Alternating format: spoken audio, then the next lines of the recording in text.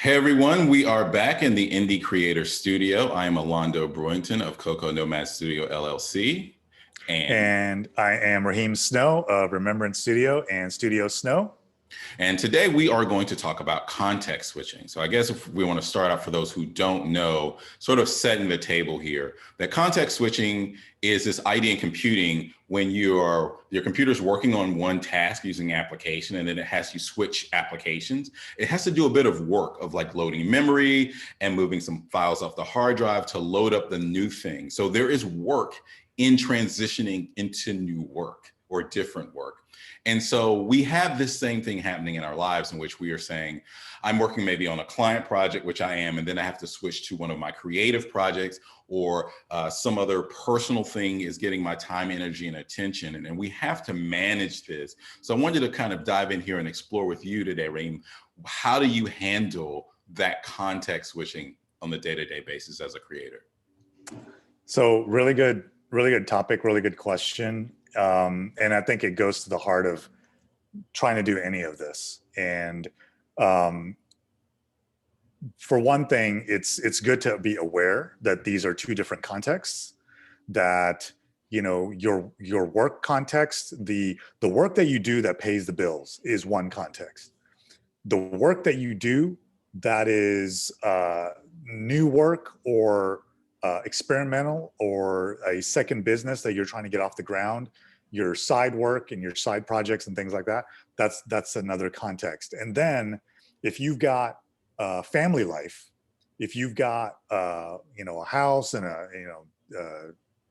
things that you need to take care of, an extended kind of network of family and friends that you're part of their community, you're part of their support network and things like that, that is a yet another context. So all of these things will need your time and attention. And some of them cannot be scheduled. Some of them pop up all of a sudden, not necessarily like a 911 emergency, but definitely like you need to pay attention to this right now and take care of it.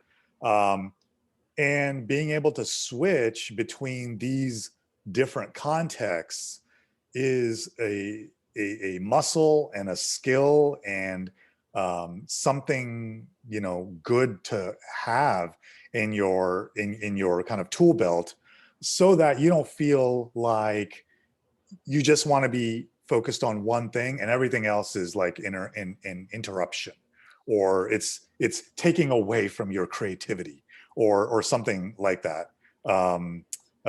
Does that sound? Yeah, it does. And so I think about this because I found that, especially in the most recent years, as I'm working more and more towards creating this different life for myself and prioritizing my projects above my client projects, it's sort of defending the time for those, because the context switch is expensive. If I am trying to get started into writing something or creating some software on my own or some other endeavor, even recording this, like doing something like this, there's a bit of work in setting up the lighting and getting the camera and having an outline and opening up particular pieces of software that are different than the software that I was using for the previous thing that I was working on. I don't have the most robust laptop in the world, so I can't have 100 Chrome tabs open because the fan will start going and things will stop working. So I have to be mindful of that resource management in addition to my time, energy, and attention. The energy is another one. I am a person that gets very drained after interactions. Whether it's a recording like this or like this past week, I did a lot more social stuff than I normally do. Mm-hmm. And it was very, very draining. And then it has an effect when I switch from those social activities to a new context of going back to work and working on those other projects. It's like, how do I manage my time, energy, and attention? And I think one of the ways recently that I've been doing that is that I really am focusing on protecting those spaces and only allocating so much. So basically predefining like how much space or resource I'm going to allocate to doing a certain thing. So for instance, this week, I had a friend that said they were coming into town. Actually, I have two, and they were talking about getting together. And I realized it's like, I only have enough bandwidth to do so much socializing. So versus last week where I went out 3 nights last week, I may only do one, and I may not do any nights out. It may just be like, look, I can come to brunch on Sunday. That's it. That's all I have the resources for. It's all I have the time, energy, and attention for. So that looks like that. And what I'm like continually working on though is even within those projects that are my own on a day-to-day basis, managing, because a lot of these aren't rigidly scheduled. Like, okay, I know I need to create this new website, and I have an entire week. So this is like Parkinson's law. And at some point we'll do an episode on the productivity of physics, productivity physics. But like this entire space, I can fill it. The reality is I don't have all the time that I see because other things are going to come in and I have other things that I want to get done. So blocking those times in and then honoring the block, I think is a big one for me, is to say, I've allocated these 2 hours. Now I need to honor the commitment to my past self that said, I want to do this thing in this 2-hour segment. It's time to get in here. That's right. And I try to be flexible with some things. Like, for instance, I was just reading an article by Neil Yall on his site about the difference between a habit and a routine. Mm-hmm. And I really liked the distinction being that the difference in one and the other is that the habit is something you do automatically without thinking, and a routine isn't. You still have to bring some computational capacity to that when you're doing the thing. Mm-hmm. And I kind of took it a step further too, because I look at sort of like habits, even temporally, like you do something at the same time all the time. Maybe for me, it's like a habit. And it made me realize I don't have a workout habit. Like I don't have a workout habit. I have an exercise habit. Every day I habitually get exercise in, mostly by just walking. Mm-hmm. I have exercise routines, but I don't do them. I don't do the same one every day. And I have flexibility, and it helps me for a couple of reasons. I want that variety. But in terms of the context switch, I still have to go through all of those things in preparing, right? I've got to put on the workout clothes. I've got to get the app ready that I'm going to use. I've got to go to the right space, which is one of the reasons why I don't do gyms anymore. Like I've tried it briefly here.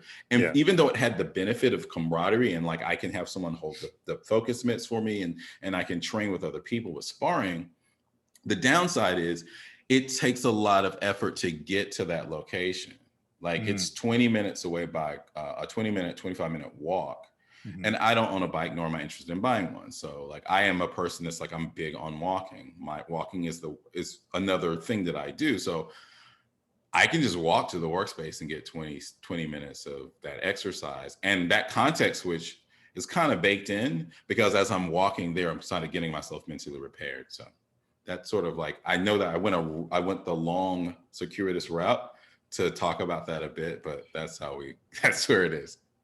Yeah. And I think, kind of knowing that every time you switch contexts, there is this prep time, there is this setup, and you got to get all the right things ready.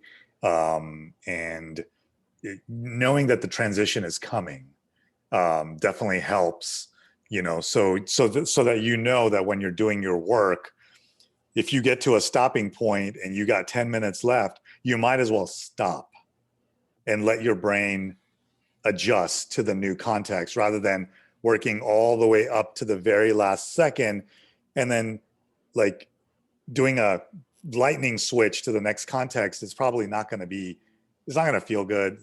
Feel like you've kind of been stopped, interrupted. You're not really ready for the next thing and so on. And, I find myself sometimes doing that where, I work till the last moment and then I'm scrambling. Say the family's going out for a walk and they're going out at 4 p.m. Okay. So I'll work all the way to 3:59. They're already ready with shoes on and everything. And I'm just like, wait, I got to get my stuff on. And they're like, all right, see you outside, so I'm just like, why do I keep doing this? Like, why do I not build in transition time? Because it's helpful because it would help me relax.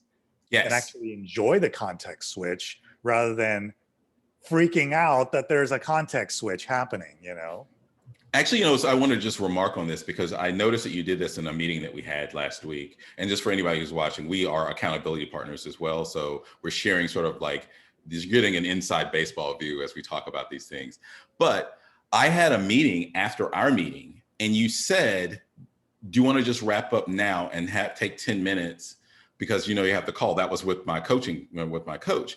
Mhm. And it didn't even occur to me because, like you, I'm so used to doing the quick switch. Yeah. Because in our careers, we were so used to, as developers, getting interrupted and having to switch. Like, I'm coding up until the status meeting, and then I've got to jump, grab my stuff, and go into the meeting room. Yes. And we spent so much time doing that it was like, I had gotten used to it. It had gotten to the point that even in jobs, I would leave a job on Friday, last day, start a new job on Monday. And I'm like, that content, it's like, whoa, give it some space and give it some room to breathe.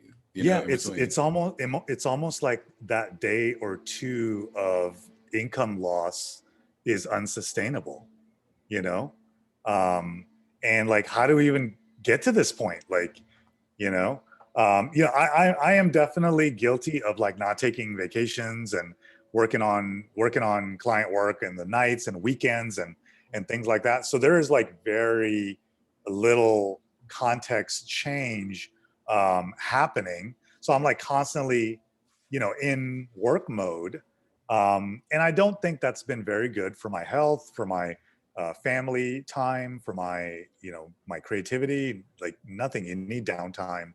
You need time to not be thinking about the next thing that you need to be doing, Yes. And so I think it helps to build in a buffer between, like you said, these different contexts, whether it's meeting one and meeting two, whether it's day one or day two, job one or job two, and so on.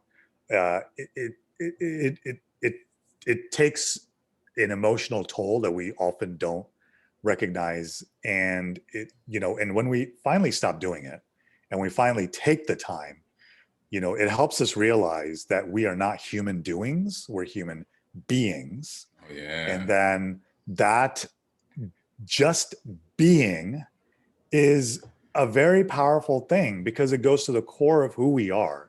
And, people know this, like people who go fishing know this on a visceral level, where they're, people are, they got their rod and their tackle and all of this stuff and the bait and all this and the whole box full of all the things that they need. And they go out on the boat and they just sit there for hours. And, and people think that their goal is to catch a lot of fish. But actually, that's not why they're there. Alonzo, why are they there? So there's a popular phrase in fishing that we say. It's like, when you come home and it's like, did you catch anything? It's like, no, today wasn't a catching day. Today was a fishing day. And so I've done lots of trips where you just get out on the boat or go to the pier. So my family in North Carolina is really big on these coastal trips to go pier fishing.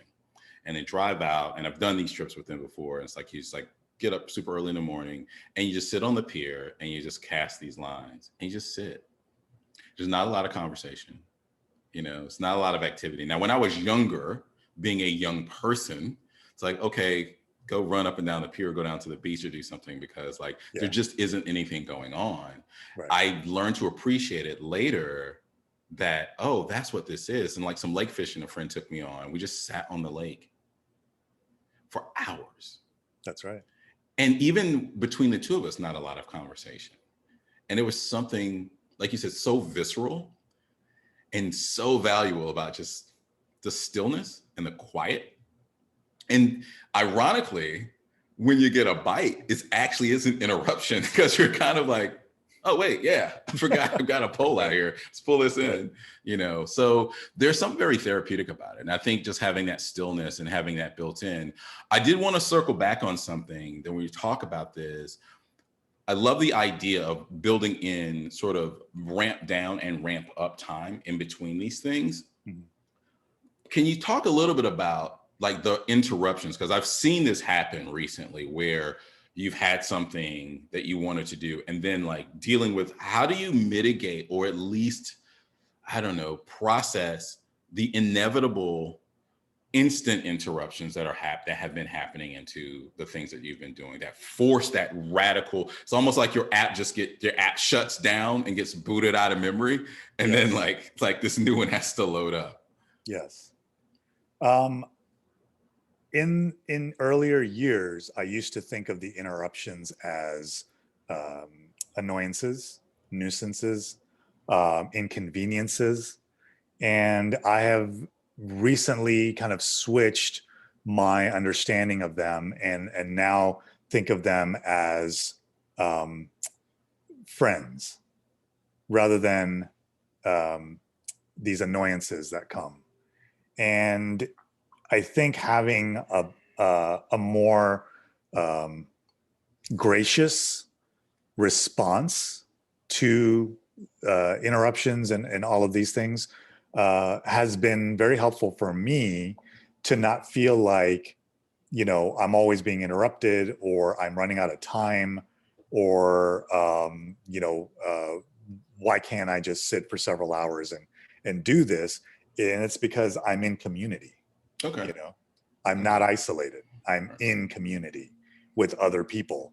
I had a friend last week that I hadn't heard from in a while, and I had some things on my to-do agenda for that day, and he sent me a message and he said, I need help finding a lawyer, and I've got something going on, and I need to talk to somebody professional, get some legal advice. And that kind of initially would have thrown me and would have said, oh man, okay, this sounds like a mini project, to like help somebody find an attorney. But it was just like, it's an opportunity. It's an invitation. It's a blessing that somebody thought of you in time of crisis and said, he might know somebody, he might be able to help. And so I had to kind of reframe that as, not as this extra task got put on my plate all of a sudden, but, I need to be a good friend and approach this as a friend. And this is a friend coming to me. And so I've had to kind of just see that as little friendly waves that come in and out, Yeah. rather than interruptions. And that's kind of helped me reframe a lot of things. I've got kids doing virtual school right now. Sometimes the internet does some weird stuff. They can't get to their website or whatever. I got to go figure out what's happening. So it's just a friendly little wave. I get to go hug my kids for, a few minutes, and I can kind of fix whatever's going on, reboot the computer, refresh the browser, clear the cache, whatever I need to do. Let's re-log in to see if it clears something up. Turn it off and turn it back on again. Yeah, absolutely. But I get to hug them. I get to, put my arm around them while I tinker on their computer. That's a nice and loving thing to experience. And so it wasn't an interruption. It was, I don't know if we have good words for it right now, but it was just a nice little moment of community and family. I love the reframing of that. I think it's important to, like, a lot of times, like, we have these aphorisms, like, it's like about your attitude towards things versus the actual thing that's happening, kind of thing. But to hear you, like, in practice, which is, like, I think is important. It's like, how do you actually practice the aphorism? Like, how do you live the lyrics to that song, that's being played, that everybody likes to, like, repeat? And it's really good and refreshing to hear that you found a way to reframe those interactions. So now you've taken the power away of it having, like, control, because then you could just sit with you being frustrated and muttering to yourself, and that's affecting your work going forward. So it's taking that away. It's like, no, this is what this is. Let me recontextualize this. And now I'm free and it's lighter and you can move forward. Exactly. And it does get lighter. It gets way lighter. And guess what? The context switch back, if you keep it light, easier. Yeah. Maybe that will not take the whole 23 minutes that, you got these 1,000 articles talking about. Yes. That a context switch is yes. cost. Maybe it costs that much because you're pissed off. Yeah. Yes. That's a good point. Right. Because a lot of times that interruption is something. It's like, oh my gosh, it's like, why is this, like, taking so long? Yeah. Yeah. But you know, so I think a lot of things can, with a lighter attitude, with a kind of a benevolent, abundant mindset, can be easier Okay. to switch some of these contexts because, you know, because basically what we're doing is when we're saying, I'm working in a silo right now. I need to focus. I can't have interruptions. I can't. You're narrowing like everything. You're narrowing. I mean, yes, you need to focus on stuff so you can go deep into it. Yes. That's the kind of a separate topic. But you're basically narrowing your kind of mind and heart and everything so that you're saying, I can only focus on this small thing right now. uh, I don't have time for anything else, which is kind of a scarcity Hmm. thing to say. You know, I don't have the, I can't pay attention to this right now. Just another scarcity thing. Um, and I think if we brought a wider mindset to this, um, you know, things can open up. Okay. Things, you know, and kind of different ideas can flow differently. If we just, you know, say that, you know, I have the resources, I have the time, I have the knowledge. I've been doing this for 30 years. I'm not afraid. Let me just work through it. And I know that when I've been in a centered place, I write better code. Okay. I write better sentences. Yeah. Yeah. If I'm in a if I'm in a um, narrowed, panicky, every I'm running out of everything place, my code isn't as good. My sentences aren't as good. I don't know if you've had similar experiences. Yes, particularly with debugging, I find that like I do have to really center inside of that. So it helps because of the clear thinking, thinking through the problem, moving from that, being interrupted by calls or interrupted by the bug itself. Like sometimes that's the interruption. The interruption is I'm working on something and something inside of the process stops, isn't working, isn't doing what I expect it to do.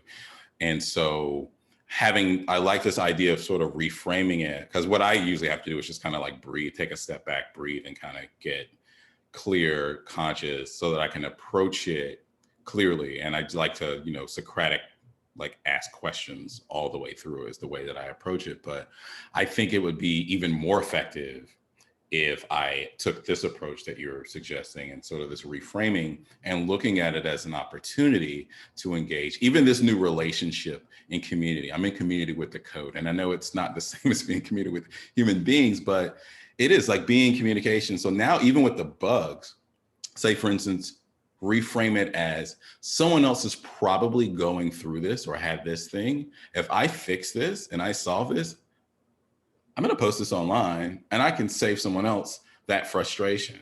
There you go. There you go. Yes, like the bug can be your friend. Yeah. You know, Yeah. it's playing hide and seek with you. So you know, Yeah. so you can have like a gentler relationship with it. And if once you solve it, yeah, you are in community with other developers. Yes. And Exactly. how many times have other developers posting stuff on Stack Overflow saved you hours and hours, sometimes days, right? Immensely. Immensely. So you are also in a cycle of contribution to help somebody else. So yeah, That's an excellent point, and I think it's a great way to close. Reframing and approaching this context switch, and not keeping it light, and I really appreciate that.